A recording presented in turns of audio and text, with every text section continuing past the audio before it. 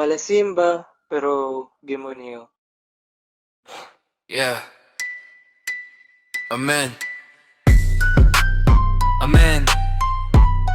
Pero to trap beat, banal ang mensahe. Makinig ka. Ang Diyos ay tumitingin sa puso. Paring masasama, nagagala sa dilim, salitang disyos gamit para sa samin. Nagagala sa dilim, salitang disyos gamit para sa sariling interes din. Biblia sa kamay pero galit ang dala. Sabi sa Mateo, sa bunga mo makilala. Luhod sa simbahan, taas noo sa kasalanan. Nakala mo banal pero puso'y may kadiliman. Sabi sa Roma, lahat tayo'y nagkasala, kaya wag magmalinis, Diyos lang ang bahala. Sapagkat ang lahat ay nagkasala. Sapagkat ang lahat ay nagkasala. Palasimba pero demonyo ang gawa. Amen sa bibig pero pera ang sinasamba. Sabi ng Diyos, di niya gusto ang palabas, kundi pusong tapat kahit sugatan, kahit masag. Palasimba pero demonyo ang gawa. Sa loob ng simbahan may lobo sa tupa.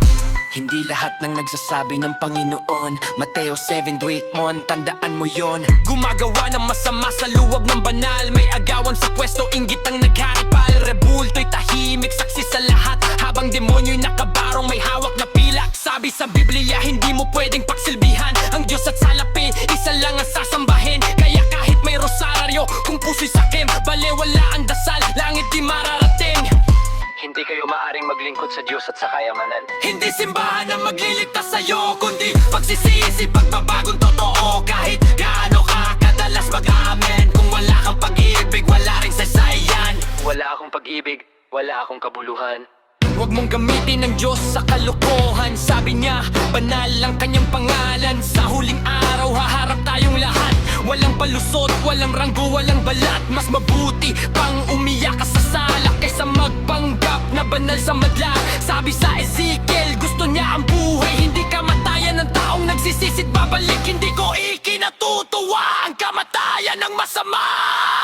Ezekiel 30 ka! Palasimba pero demonyo ang gawa. Diyos di naloloko kahit anong drama. Mas mabuti pang makasalaan ng totoo kaysa banal-banalan na puno ng panloloko. Palasimba pero demonyo ang gawa. Sa loob ng simbahan may lobo sa tupa. Trap beat man to, banal ang aral.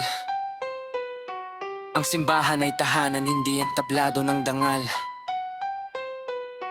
Kung lalapit ka sa Diyos, hubarin ang maskara. Dahil ang hinahanap niya, pusong nagsisisi talaga.